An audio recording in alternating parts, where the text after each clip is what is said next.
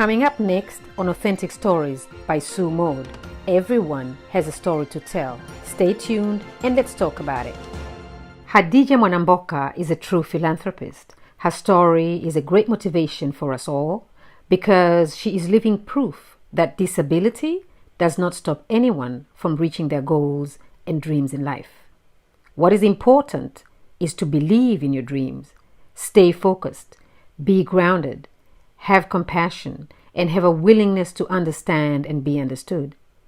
Not forgetting that you need to connect so others can see themselves in you.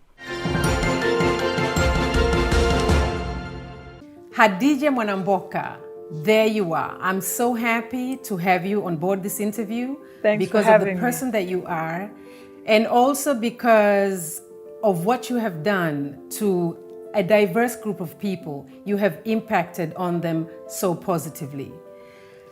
We were having a conversation the other day and you mentioned that you're disabled and that you were curious to know as to whether this is genetic and as to whether you can transfer it to your children. Have you found out something about this? Yes, I was in Houston, Texas, and I was talking to my aunt. I told her, I'm really curious. I don't know if my disability is something that I could pass it on to my children. And she told me, I'm sure it's not. And I said, but I don't know, I want to be sure before I have children. And so we arranged a meeting with a doctor. And when I went to see the doctor, he told me that maybe when your mother was pregnant, she did not have enough blood. He said, if you can ask, when she was pregnant, was she really sick? So what I did is I called my aunt and I asked her, when my mom was pregnant with me, well, how was she? Was she sick? She said, yeah, she was very weak. She got sick every day. They were advising her to eat, food that could make her stronger and for her to have enough blood during her delivery. So for me, I connected the dots. So that curiosity was gone. Yeah. Did you ever speak to your parents about this? No. It's something that I had no problem being like this. So I didn't want to talk to them because I felt telling them they would feel guilty.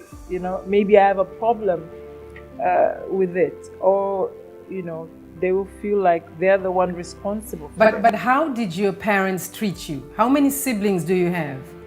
I have a big brother and a younger sister. And well, we were all loved, but I could sense I was really favored.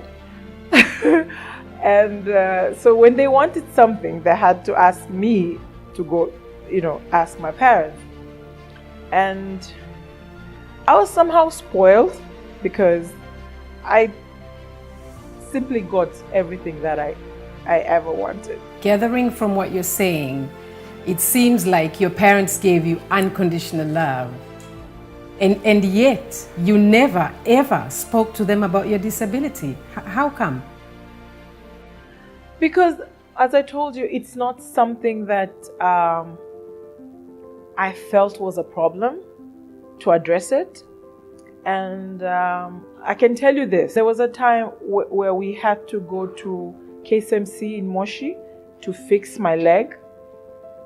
For me, that was like a vacation. I didn't think I was going, to a hospital. I loved drawing a lot. So I usually would go to the hospital with my drawing books, my crayons, and I would reach there. I would ask my mother to take me to a shop there because I just thought they had better colors, like crayons. So she would take me to the shop and buy new ones. So as I told you, for me, I thought this is my life, this is my world.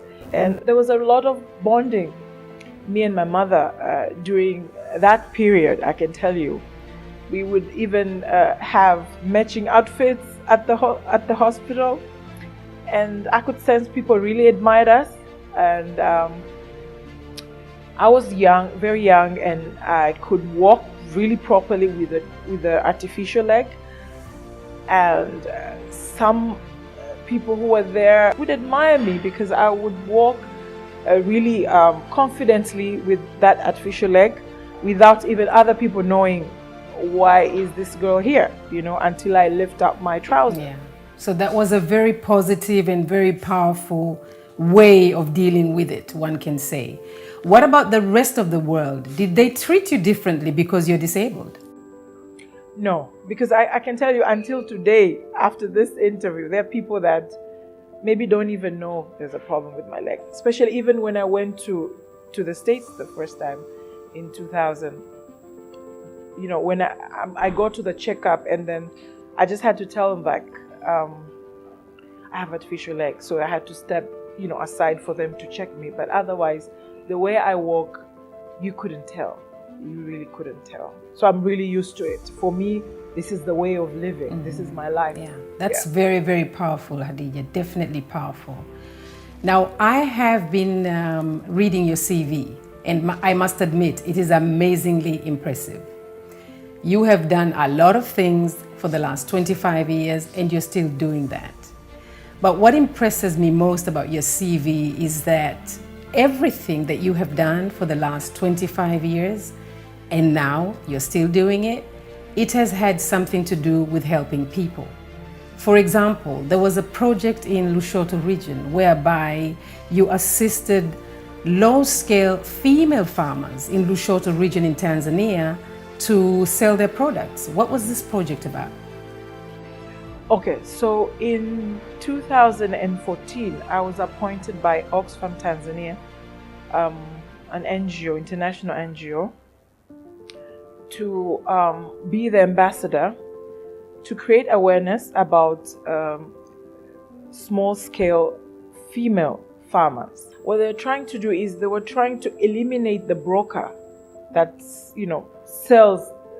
buys the products from the farmer and hike the price and sell it in the markets. So they are trying to create a connection between the farmer, and the people who buy them from, like in the cities. So what I thought that I can, as a designer, I can use models to sell and promote the women in Lushoto and their products that they produce. And I started with potatoes, Irish potatoes. So what I used to do is I created clothes for them, like very fashionable clothes. And I used to put makeup on them, hairstyle them, and I would send these models with the Irish potatoes in town, in offices, to sell the potatoes. And we would give contacts of the female farmer from Lushoto to this guy to buy straight and just eliminate the broker. Okay. You're also a fashion icon because you've actually promoted the fashion industry in Tanzania to amazingly high levels. One of the examples was the Jama Fest, which was held in Dar es Salaam, Tanzania in 2019. It was actually the 4th edition of the East African Community Arts and Culture Festival. Now, I know that you played quite a major role in this festival. What exactly was your role here? Jama Fest was an event that was under the Ministry of Arts and the Tanzania National Council, Arts Council, BASATA. So they contacted me to help them to put together this fashion show. And of course, there were other designers as well. But I asked them if I could bring in people that I've always wanted to work with, which were people living with disability. And I wanted to work with people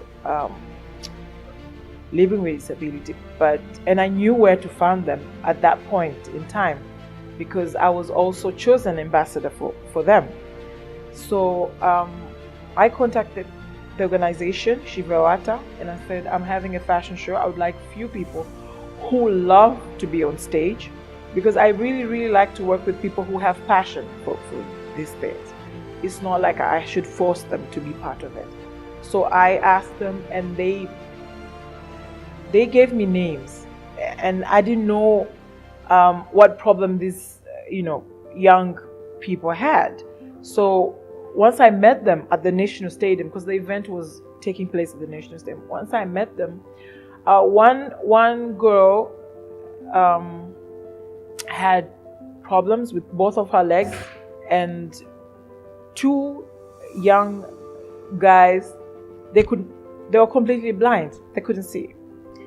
And as I'm talking to them, there was someone like holding their hand, and I'm talking to them. I want them to be at the show. Wow. How are they going to be at the show? I'm like, do you like? They said, yes, I really like. So I went aside and spoke to my like a really long time model. His name is Richard. So I said, Richard, I really want them to be on stage. What can you do? What do you think will they be able to do? And he was really, I thank him for that until today, because he was like, yes, we can teach them. I was scared. What if they trip? I'll feel guilty, I can understand that, yeah. Yes. So Richard practiced with them, and after the practice at night, I dressed them, and one of the models, Rahim, I remember, he was like, I really thank you for making my dream come true. So then he did the show, and the girl actually came out twice. I even asked one of the designers, Ali Rentula, to dress her as well. So she came two rounds at the stage. So, and people are really impressed and amazed.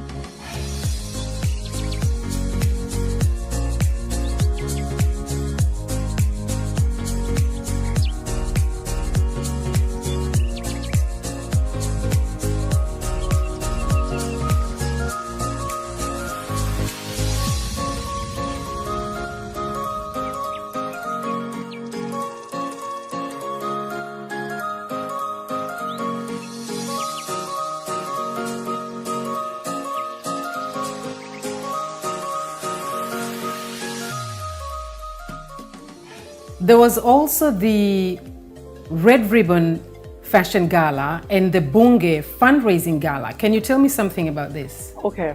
The Tanzania Red Ribbon Fashion Gala is something that I thought designers in the Tanzanian fashion industry should all come together and create awareness about the World AIDS Day, which is 1st of December. And it's an event that I started in 2007. It was held every year at different hotels in Dar es Salaam, and there's a point in time we even invited designers from Kenya. So it was all about creating awareness of World AIDS Day, and just make people aware that we should fight the disease, and we should give love to people living with HIV. And the Bunge fundraising gala, women members of parliament, they were fundraising to build rural area girls' secondary schools toilets, because the schools had few toilets. So they asked me to help them coordinate the fashion show. The fashion show was held in Dodoma at the Bunge grounds, and the members of parliament were the models. We didn't use other models. So they were not professional models as such? No. We only used the members of parliament on stage. How did that go? Were they able to model? Yes, they were. Actually, I did design a couple of outfits for them, and some actually came with their own creations. Some wanted to represent where they come from. So it was really fun, and they were modeling for a good cause. And it's very impressive that the politicians actually go all into an event like this. Yeah, there's some politician actually coordinated a dance,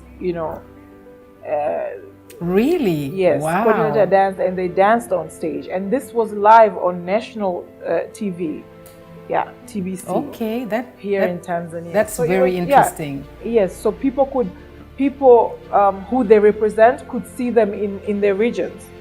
So it was a very big Yes, thing, and yes. for me to be part of it, it it was a good thing, for my career and for me personally, because there are women that I can tell you, I was like, I would just read about them, and here I am, I'm directing them how to walk.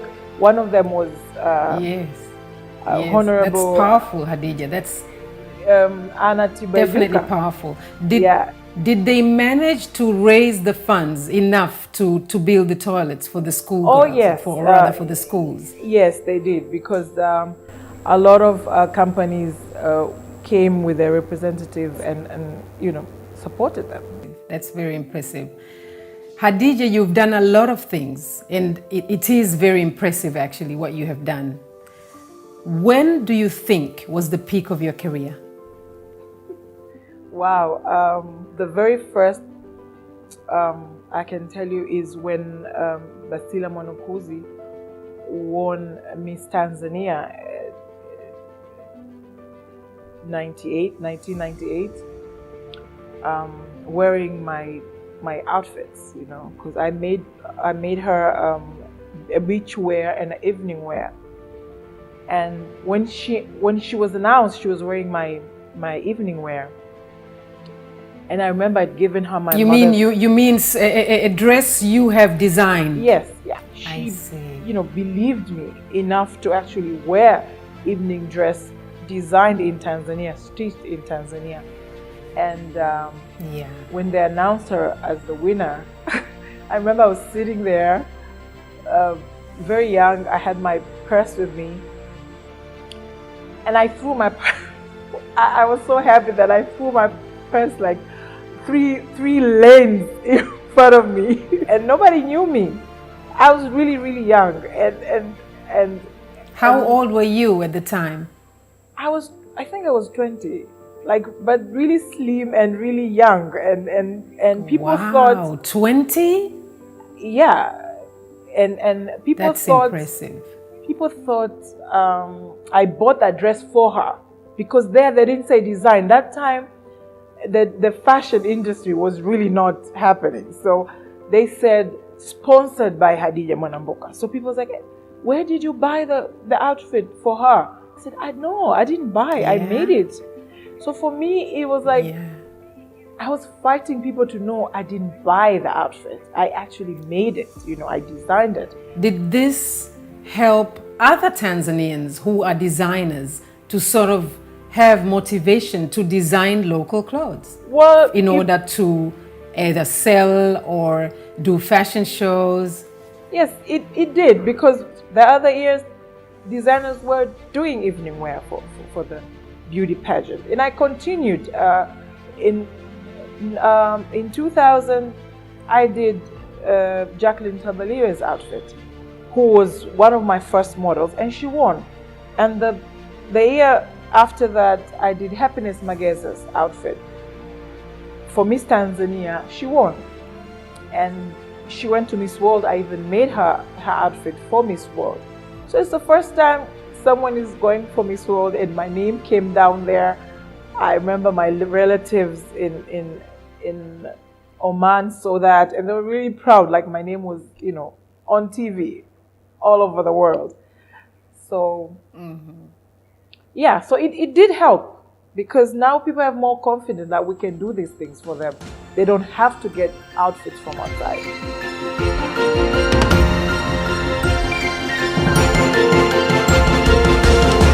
The second highlight of my career was in 2009, when the Tanzanian parliament asked me to produce a fashion show for the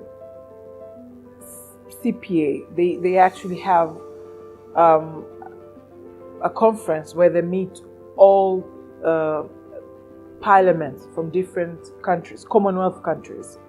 I think 51 countries.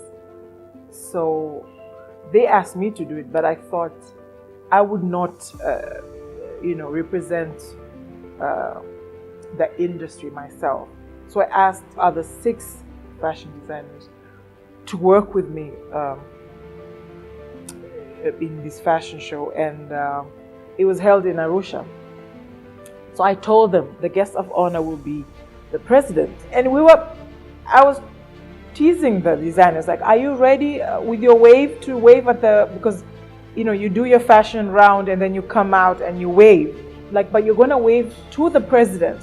So I was teasing them how you should practice how you should wave to our president. And then during that time, and the MC said, but the president is not gonna stay for the fashion show. Oh my God, you should have seen my face. I was like, we worked all this time and he's not gonna stay? Yeah. He's gonna have his dinner. I was told he's gonna have his dinner and then he's gonna leave. And I could not go backstage and tell those people the president is not gonna be as our audience. So I kept quiet. I didn't tell anyone. Luckily, 5 minutes before the fashion show starts, the MC gets a note from the high table, like from the protocol people. It's like, the president is gonna stay for the fashion show. And then she came. She's like, he's gonna stay at the fashion show. Are you sure you can handle everything? It's like, oh, I'm so prepared. I went to the DJ and I made him put both of, like, 2 CDs in 2 different players, just in case this one fails. There was a lot of dust where we're working because it was outside, outdoor. It was just a marquee outdoor. And as the fashion show started, you know what? One player jammed, like he couldn't open the player. I remember him looking at me and he told me in Swahili, "Una akili sana, you're very clever." And I'm just looking at the president, he's just smiling, and I'm like, if you only knew what we're going through to deliver this show. And yeah, the show went on and it was my turn, so I had to leave the DJ, go backstage, and my shoes, I remember, were so dusty, like a lot of dust. And I just grabbed a towel and I took water, and I'm like, I'm going like the president. And I'm sure people look at me, he's not gonna see your shoes. But I was just like, I'm going in front of a president. So I went there and I waved, and that was a very proud moment.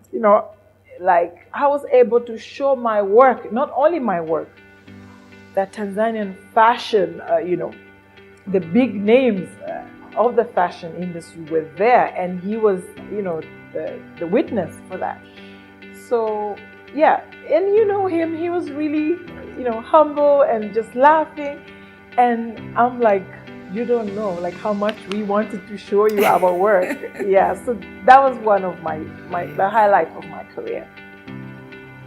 Yeah. Khadija is a very loving person. She's a go-getter, and she's someone who will always be there for you whenever you need her support.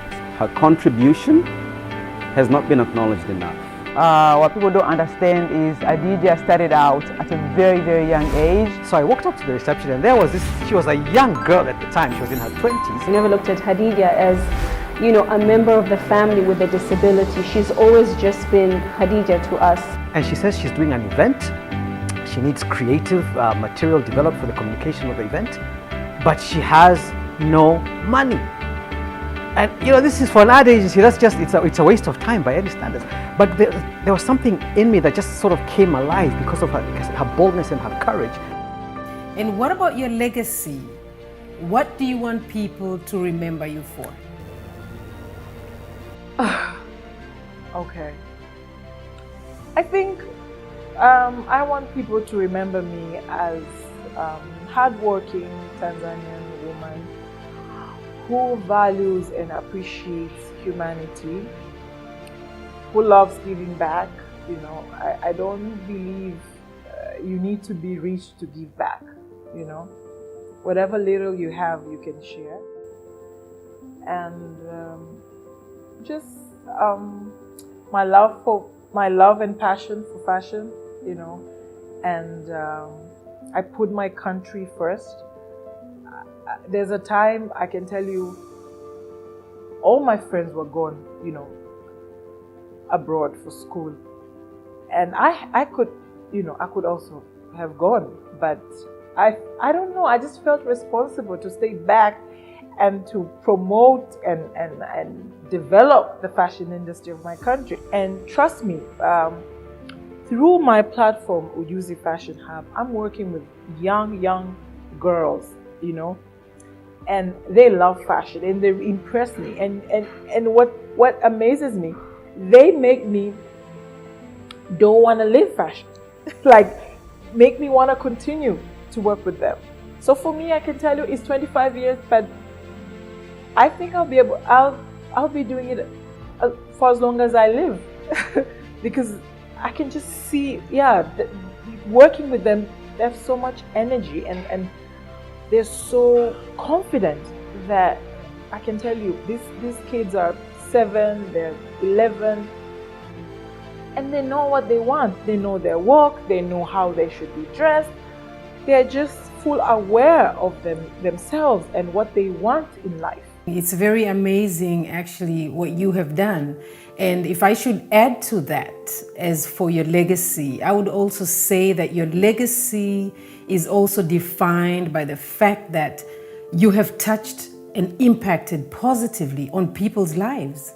And that definitely also defines your legacy. Thank you. Yeah, so I've decided I'm going to work with them, do fashion and do fine art, and with the kids. With the kids, and my yes. God willing, if we get support, I want to have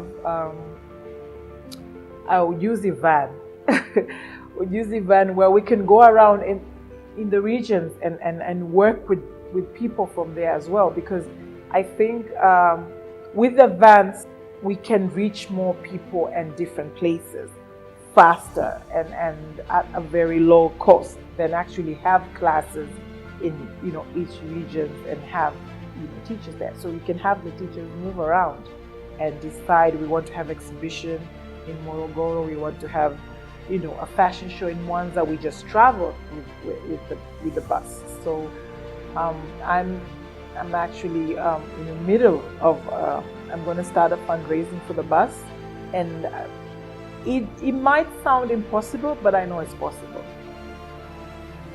Nothing is impossible. Nothing is impossible. Exactly. Yes. And talking about fashion and everything, what colors do you like? Wow. I love blue. I love blue and different kind of shades of blue. I love purple, as you can see. I love purple and I love green. Yeah, okay. Those are the so what is it specifically about the blue color that you like? Why blue? I can tell you this. I think it brings, if I dressed up in blue, I feel my mood is really good.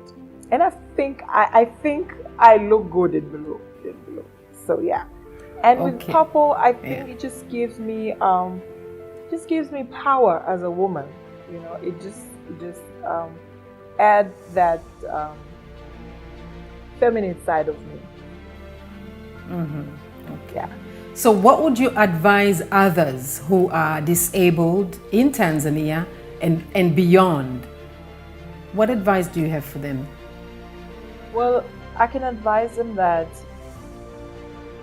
they shouldn't let their physical condition define their future. They shouldn't feel like because I'm living with disability, I cannot achieve certain things.